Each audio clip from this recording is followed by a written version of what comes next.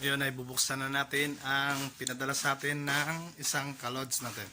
So titingnan natin kung anong laman. Mag-unbox tayo ngayon mga kalods. So check this out.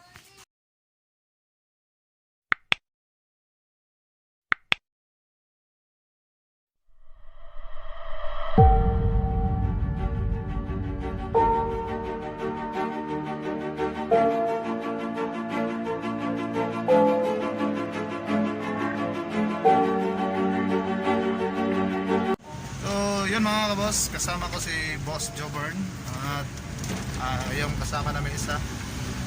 Papunta kami kay Sir James, one of the hobbyist. Titingnan natin yung kaniyang setup at makikita natin yung mga iba't ibang uri ng kaniyang mga isda. So yun, abangan nyo mga kalods. Tara.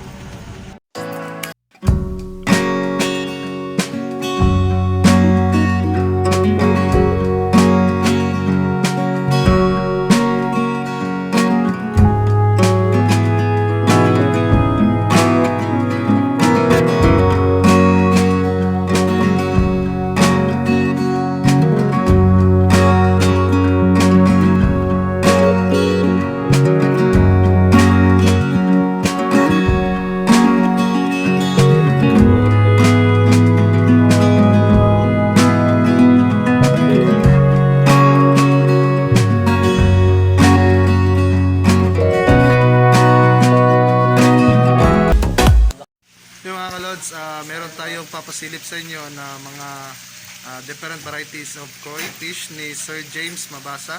So nandito kami ngayon. Nandun si Sir James, owner po dito ng mga koi fish, at saka makikita natin napakagagandang mga koi fish. So pasilipin natin mga kalods.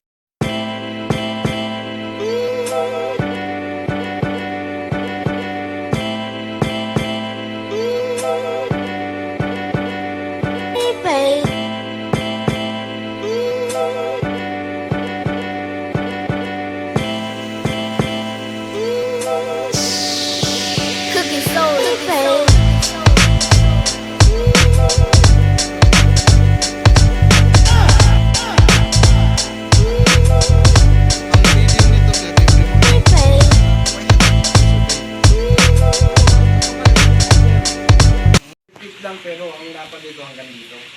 Hanggang ilalim. What if kung mag-burn out, meron kang Generator. Ano ito ako ano? Umunag ko. Ano kayo nga namin? Hindi tingali mo yun sa baychak. May damgo naman siguro. Di, gagmay pa man to ko ah. Ano kayo kuy? No, katong sa tab. Itong nasa green nga kon. Yan, ito kadag ko eh. Kumaalagaan lang yung sakto. Madako to nyo. Yan, ito kadako nyo. So kapag umuulan sir, Ano, itom nyo do? just to, mabalik ko daw kayo tubig. A few moments later.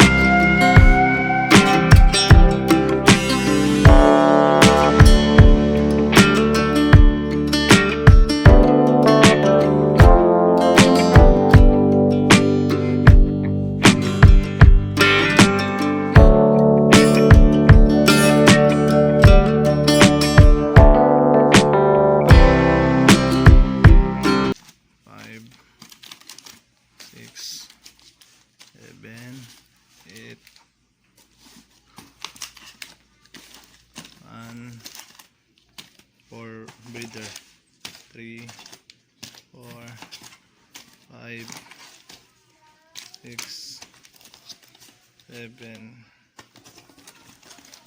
8, 9, 10, 11, 12, 13, 14, 15, 16, 17. Yan, na-unbox na natin yung itong mga laman na mga yam kung saan pwede na natin ito ibenta sa lahat ng mga gustong mag-avail ng ating yam para sa ating gapi. At may nagtatanong kung pwede ba ito sa beta. So try nyo mga kalods, makikita nyo yung resulta sa yam gapi builders and itong for fish food for fry. So nasa magkano ba ito? You can message me sa aking Facebook. Itong nasa screen na makikita. Ayan.